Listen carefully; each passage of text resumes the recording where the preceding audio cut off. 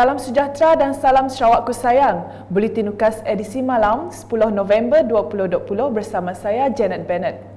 Berita dimulakan dengan Kerajaan Sarawak telah mengambil inisiatif memperkenalkan 16 langkah yang telah digariskan dalam Bantuan Khas Sarawakku Sayang BKSS 1.0, 2.0, 3.0 dan 4.0 bagi membantu rakyat di negeri ini yang terjejas akibat COVID-19 dengan salah satunya pemberian bantuan secara tunai.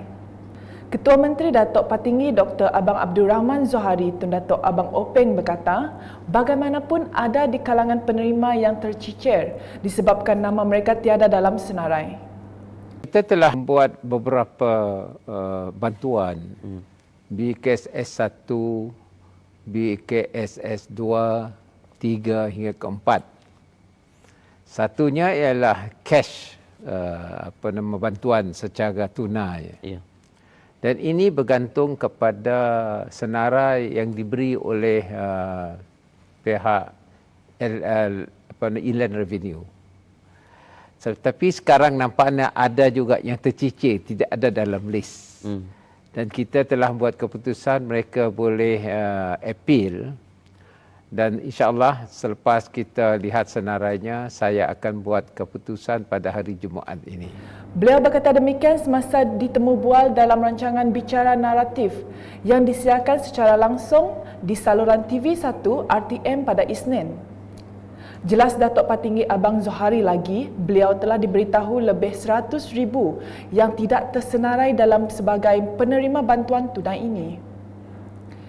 Sementara itu, Ketua Menteri berkata Kerajaan Sarawak mengucapkan terima kasih kepada Kerajaan Persekutuan di atas peruntukan sebanyak 4.5 bilion ringgit dalam Belanjawan 2021 yang dibentangkan baru-baru ini. Katanya, peruntukan tersebut akan memberi fokus kepada infrastruktur dan jika diperhalusi lagi juga ke atas peruntukan Belanjawan 2021 kepada kementerian, ia turut memberi kesan baik kepada pembangunan di Sarawak.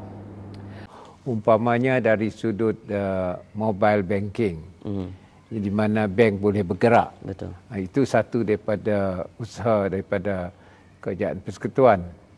Satu pula ialah kos menyukat tanah NCR. Ketika dulu ia tidak ada diberi, ketika kerajaan dulu. Dan sekarang ini mereka telah memberi bantuan untuk menyukat tanah NCR. Banyak lagi yang mereka bantu kepada negeri Sarawak. Mengulas mengenai pemberian peruntukan Belanjawan 2021 kepada Sarawak, Ketua Menteri berkata sememangnya jumlah itu tidak cukup, tetapi Kerajaan Sarawak melihat tanggungan Kerajaan Persekutuan sangat besar. Memang kalau nak katakan tak cukup, memang tak cukup. Biasa tak cukup. Biasa tak cukup. Tapi walaupun demikian, kita di peringkat negeri melihat juga tanggungan kerajaan pusat. Dan dari sudut itu, kita orang Sarawak ni orang kata tidak tagih lah. Kita mengikut apa orang beri, kita kata cukup lah. Tapi yang lain kita akan cuba tambah. Berita seterusnya, persidangan hari kedua Dewan Undangan Negeri Dun Sarawak bertakaful selama seminit bagi menghormati dan memperingati pemergian bekas ahli Dewan Undangan Negeri Adun Kedup, Mendiang Datuk Frederick Bayoy Manggi yang meninggal dunia pada 21 September 2020 yang lalu. Berikutan itu, Speaker Dun Sarawak Datuk Amar Muhammad Asfia Awang Nasar telah meminta semua ahli Dewan bertakaful selama seminit sebelum memulakan persidangan mesyuarat kedua bagi penggal ke-5 Dun Sarawak ke-18 pada Selasa. Selanjutnya, Jawatankuasa Pengurusan Bencana Negeri JPBN Sarawak telah merangka pelbagai langkah strategi untuk meningkatkan keupayaan Sarawak dalam menghadapi pandemik COVID-19. Menurut Timbalan Ketua Menteri Merangkap Pengerusi JPBN Sarawak, Datuk Ahmad Douglas Unggah Embas, strategi yang telah dirangka oleh JPBN Sarawak juga boleh digunakan untuk menangani wabak-wabak lain di masa yang datang. Antara langkah strategi tersebut adalah seperti berikut. Meningkatkan keupayaan dan kapasiti Jabatan Kesihatan Sarawak. Mewujudkan pasukan Special Contact Tracing Squad.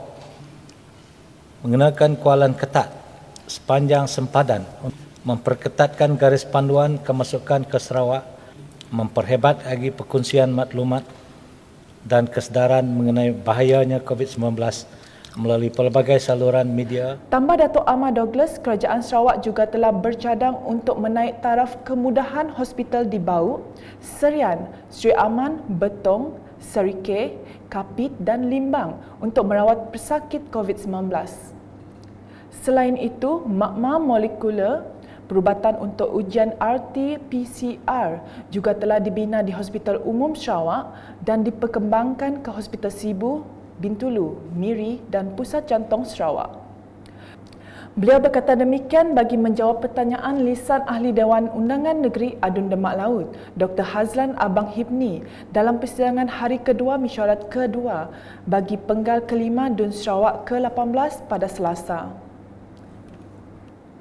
Masih dengan laporan dari Dewan Undangan Negeri, Kerajaan Sarawak telah memperuntukkan sebanyak RM2,014,900 kepada 702 penerima bantuan Jabatan Kebajikan Masyarakat JKM Sarawak dari kawasan Dewan Undangan Negeri Adun Layar. Perkara ini telah dimaklumkan Menteri Kebajikan Kesejahteraan Komuniti Wanita, Keluarga dan Pembangunan Kanak-kanak, Datuk Seri Fatimah Abdullah, semasa menjawab pertanyaan lisan Ahli Dewan Undangan Negeri Adun Layar, Gerard Rentab Jabu, dalam persidangan hari kedua mesyuarat kedua bagi penggal kelima DUN Sarawak ke-18 pada Selasa. Katanya lagi, majoriti kategori bagi penerima bantuan tersebut adalah mereka yang dibiayai Kerajaan Persekutuan yang mana telah bersetuju untuk menaikkan kadar bantuan kebajikan bulanan. Menjawab soalan tambahan mengenai bantuan bulanan sumbangan penuh Kerajaan Sarawak pula, jelas Datuk Seri Fatimah, terdapat dua jenis bantuan bulanan, antaranya bantuan AMBA, bantuan belia-belia wanis BBB. Kerajaan negeri juga memberi sumbangan top up kepada skim bantuan bulanan Kerajaan Persekutuan, iaitu bantuan kanak-kanak dan bantuan OKU tidak bekerja sebanyak RM50 sebulan masing-masing. Dan sehingga Oktober 2020, sumbangan kerajaan negeri adalah berjumlah RM30,93,870.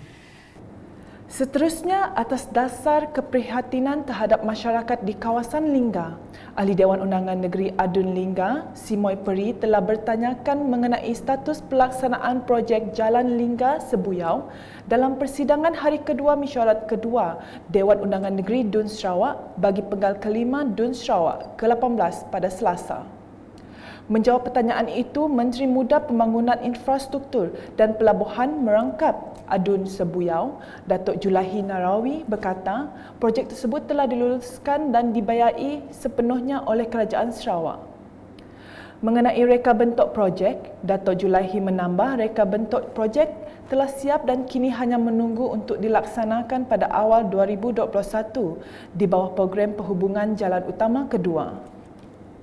Dari segi skopnya, jalan raya ini adalah sepanjang 33 km dan ianya melibatkan pembinaan jalan raya jenis single carriageway 2 lorong, jenis R5 JKR standard dan mempunyai sebuah jambatan menyeberangi Sungai Lingga sepanjang 650 meter dan satu lagi jambatan kecil di Sungai Ligi. Beralih ke laporan COVID-19 dengan Jawatan Kuasa Pengurusan Bencana Negeri JPBN Sarawak dalam kenyataan media pada hari ini melaporkan sebanyak 6 kes positif baharu telah dikesan di Sarawak. 5 kes tersebut dikesan di daerah Kuching dan 1 di daerah Lawas untuk menjadikan jumlah keseluruhan kes positif COVID-19 di Sarawak meningkat kepada 997 kes.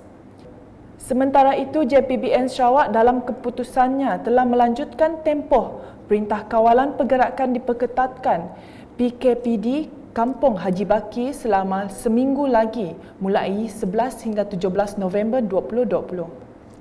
Ia susulan sebanyak 448 sampel masih menunggu keputusan ujian makmal dan seramai 392 penduduk belum disaring untuk kali kedua. Sekian edisi malam bersama saya Janet Bennett dan kru penerbitan. Dapatkan pelbagai berita terkini Sarawak di Facebook, Instagram, Twitter, aplikasi Telegram UKAS serta UKAS Channel di YouTube. Salam UKAS.